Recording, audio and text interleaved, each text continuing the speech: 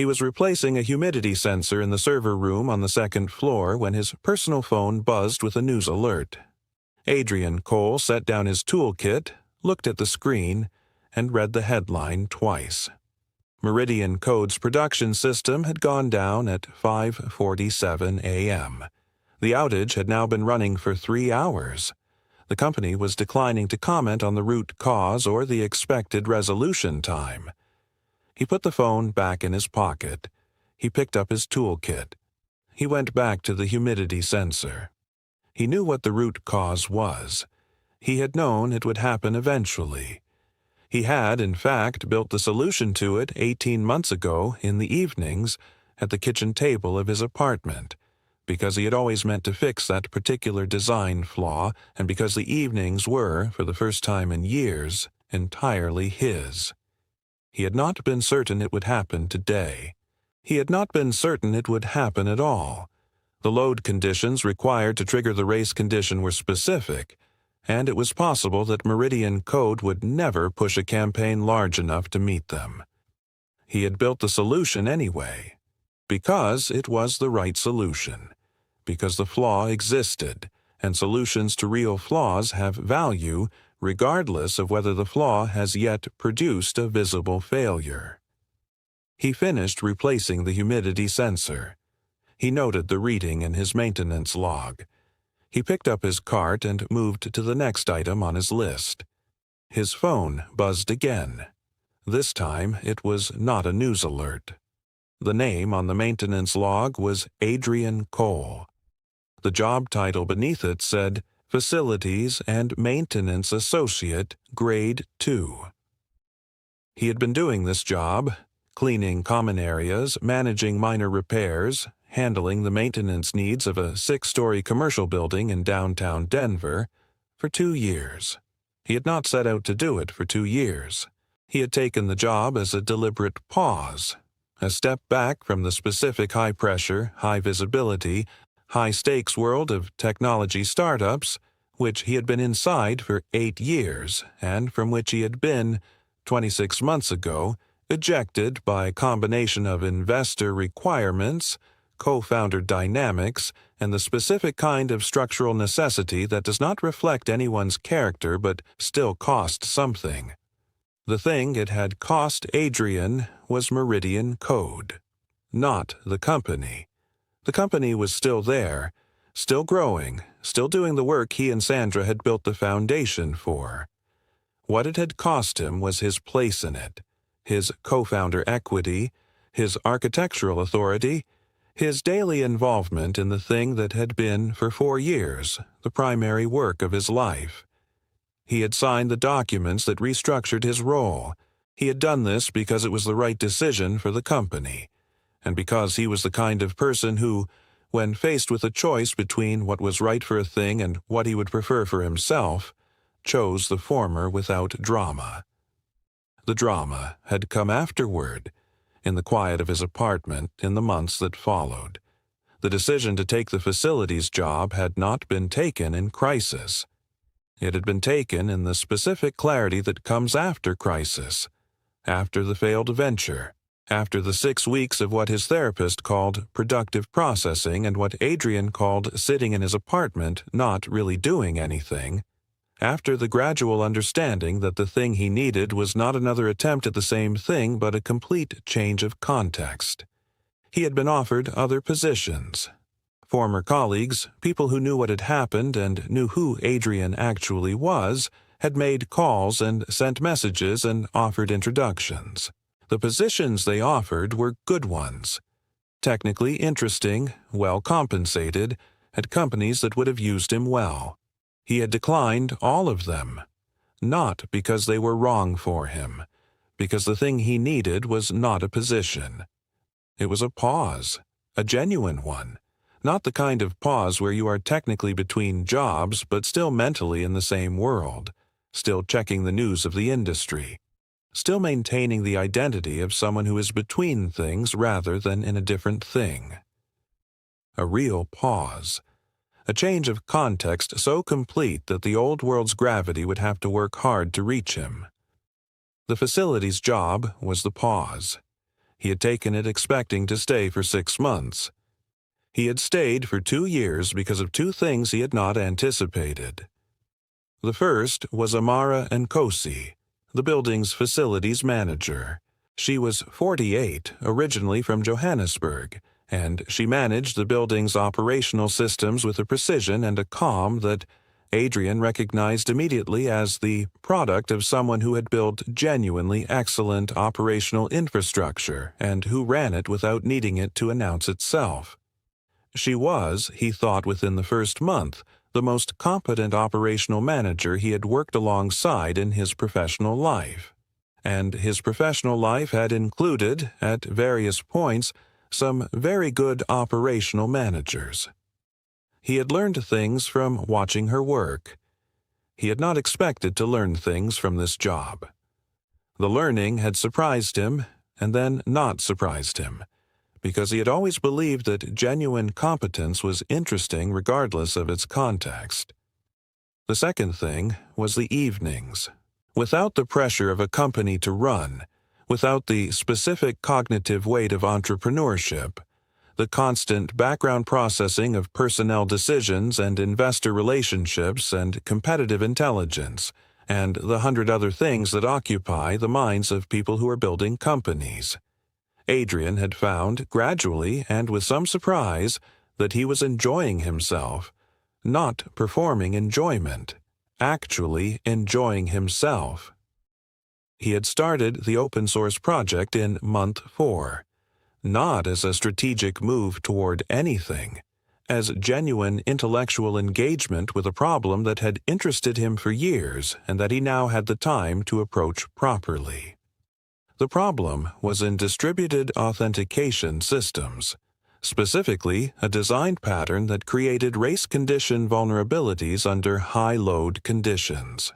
It was a problem that Adrian knew well because he had built a version of it into Meridian Code's authentication layer 6 years ago, when they were moving fast and the long-term implications of certain architectural choices were less important than getting the system running.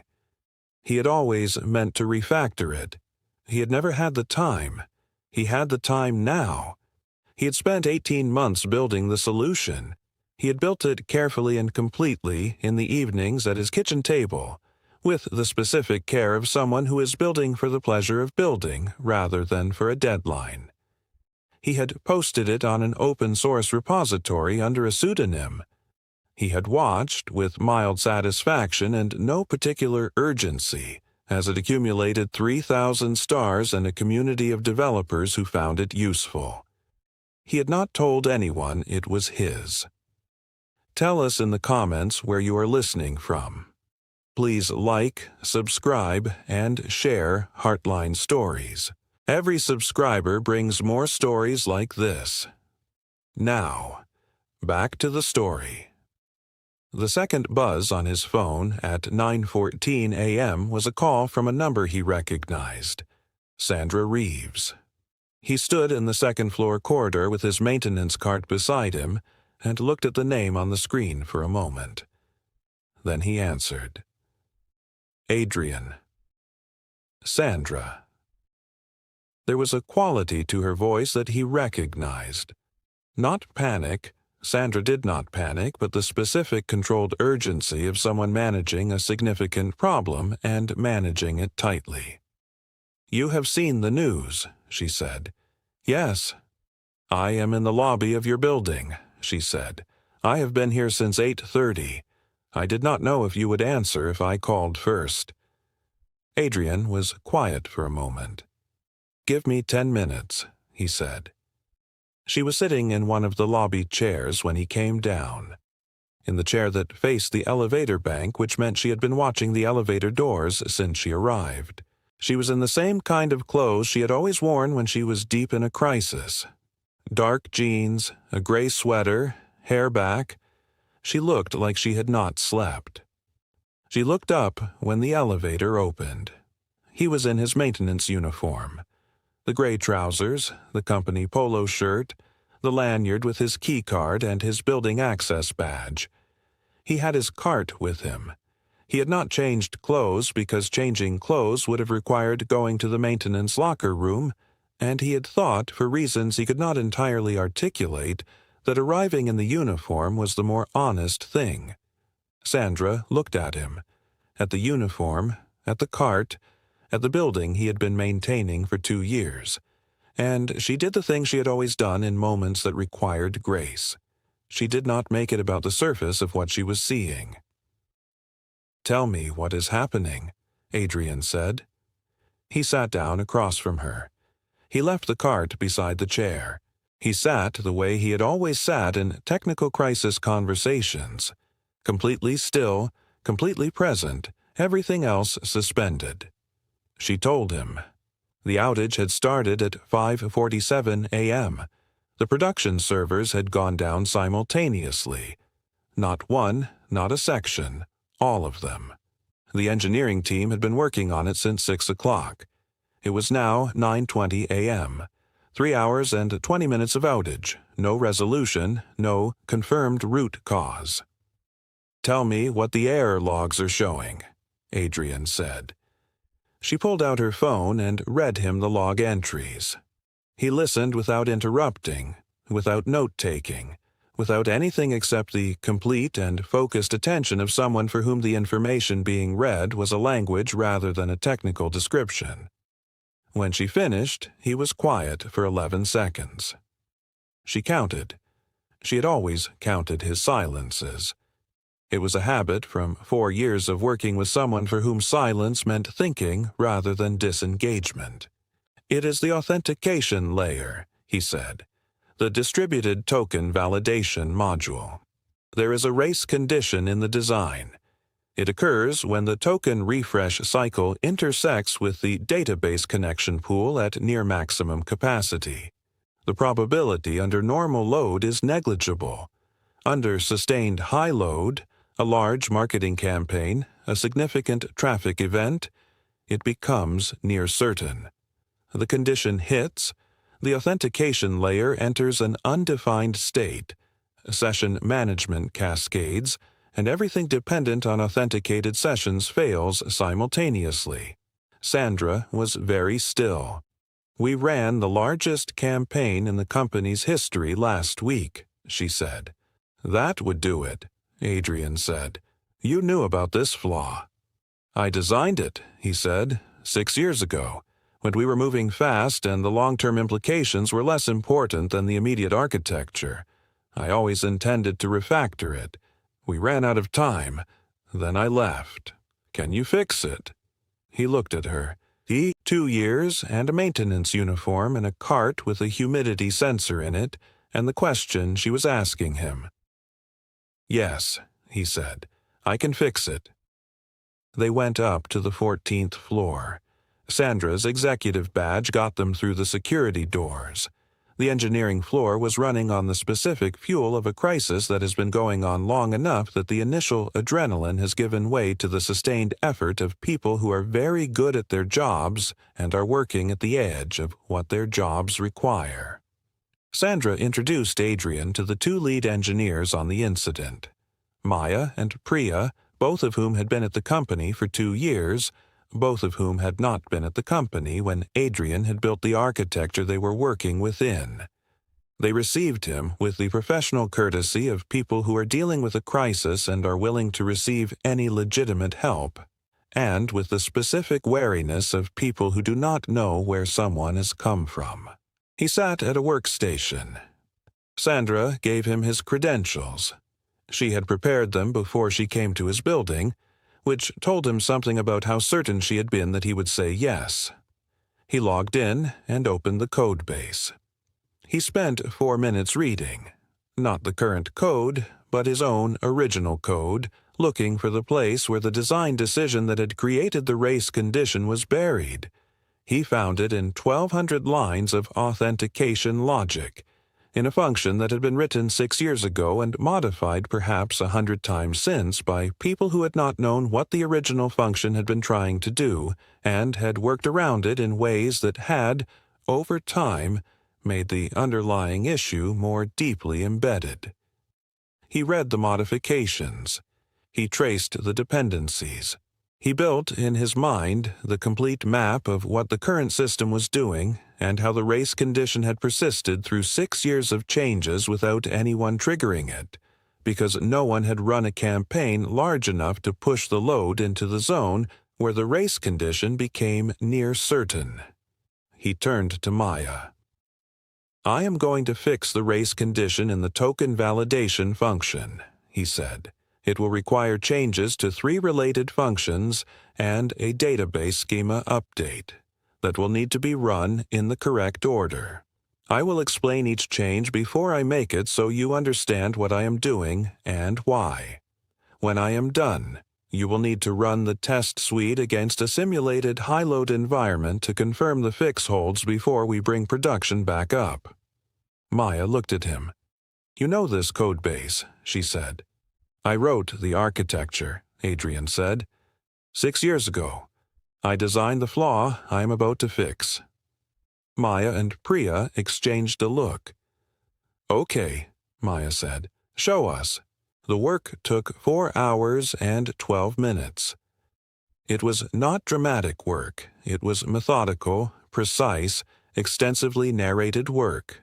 Adrian explaining every change before he made it, Maya and Priya asking questions, Adrian answering them completely, and then implementing the change and walking through the implementation line by line.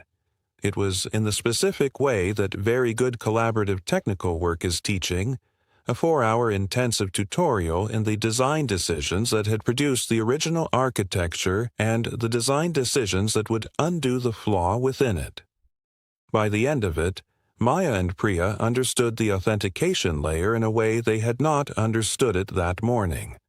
Not just the current code, but the reasoning beneath the current code, the original intent that had produced the design, and the specific way that intent had been compromised by the race condition. "Why did you design it this way in the first place?" Priya asked at one point. Not critically, genuinely. "Because we were moving fast and this was the fastest way to get the authentication working correctly under normal load," Adrian said. "The race condition only appears under conditions we did not expect to reach for at least 3 years. We did not build for those conditions. That was a trade-off, and at the time it was probably the right trade-off. And now the company is larger, and the campaigns are larger, and the load is larger, and the trade-off has come due," Adrian said. "Trade-offs always come due eventually. The question is whether you are ready when they do." He said this without reproach, as a statement of how systems worked. They ran the test suite against simulated high-load conditions at 1:48 p.m. The race condition did not appear. They ran it again with higher simulated load. The race condition did not appear. "Run it one more time," Adrian said. "At the load level the campaign last week would have generated." They ran it. The race condition did not appear. "It is fixed," Adrian said. Production came back online at 2:34 p.m., 7 hours and 47 minutes after the outage had started. The engineering floor made the sound that engineering floors make when a crisis resolves. The collective exhale of sustained effort released. The brief and genuine relief before the work of the post-mortem and the documentation and the client communication began. Sandra stood at the center of the floor and watched her team for a moment. Then she walked to the workstation where Adrian was documenting his changes. Clearly, completely, with the annotations of someone who expects other people to need to understand this code for years to come. "Come to my office," she said. "Let me finish this first," he said. She waited. They sat across from each other in the office where she had made most of the significant decisions of the last 6 years.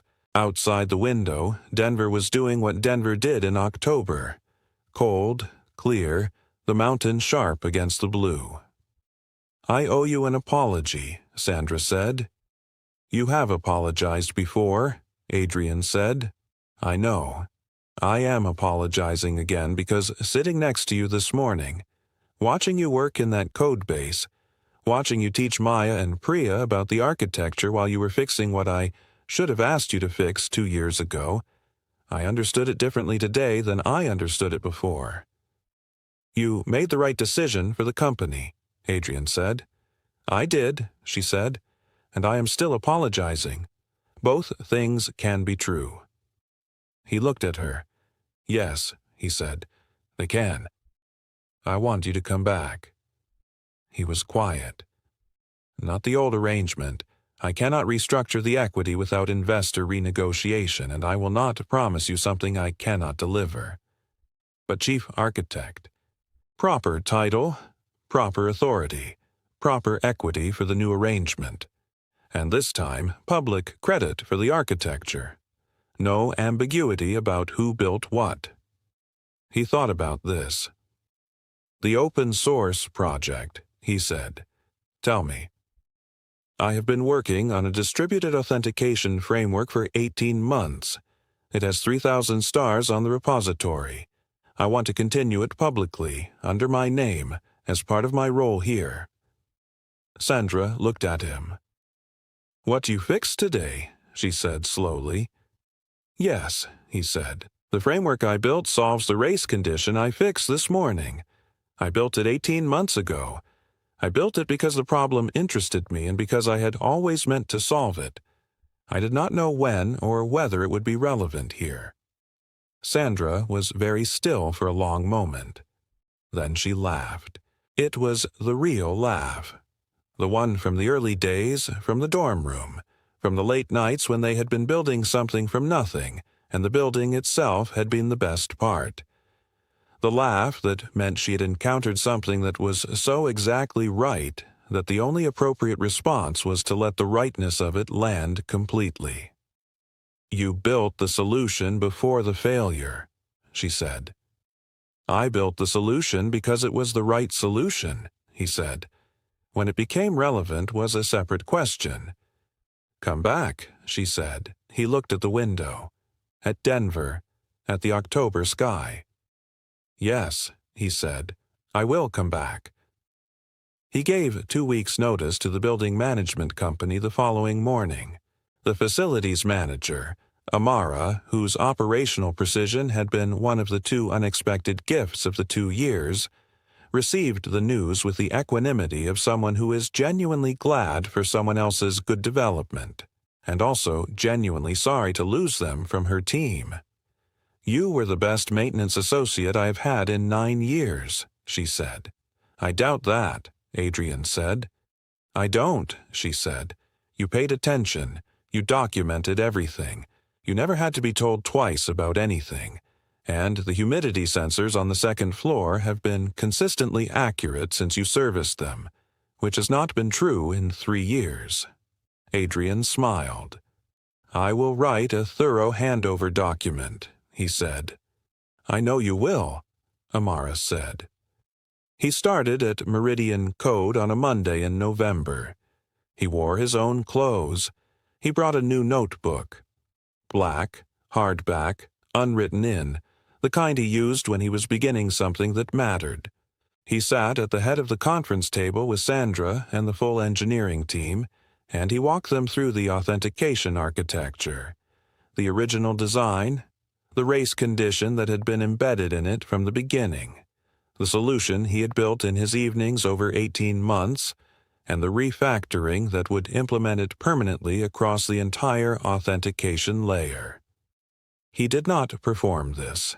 He just told them, with the specific plainness of someone who is describing a thing that is factual and that other people need to understand. When he finished, Maya said, "The open source project, the distributed authentication framework with 3,000 stars. That is you." "Yes," Adrian said. Maya looked at him with the expression of someone who has been following a body of work and has just discovered it has a face and a name and a maintenance uniform it wore for 2 years. "I implemented a section of it last year," she said, "at a previous job. It was the cleanest authentication architecture I had worked with." "Thank you," Adrian said. I filed 4 issues on the repository, she said. I know, Adrian said. They were good issues. I incorporated 2 of them. Maya stared at him. Sandra, at the other end of the table, said nothing. She was watching with the expression of someone who has seen a story return to its beginning and is taking the time to be fully inside that moment. Adrian opened his notebook. "Let us begin," he said. And they began. The work that had been interrupted 2 years ago by a decision that was right for the company and that had cost something real, resuming in a room that was different from the room where it had started, with a team that was different, with Adrian himself different, in ways that the 2 years had made and that he would not have undone even if he could. The work was the same work. The code was the code he had written and the code that others had written on top of it, and the code that would now be written together. The problem was the problem he had been thinking about, in one form or another, for 8 years. He was exactly where he was supposed to be. The spare bedroom was empty. The evenings were different now. The notebook was open. He began. Oh, this has been a HeartLine Stories original. If this story moved you, please share it with someone who needs to hear it today.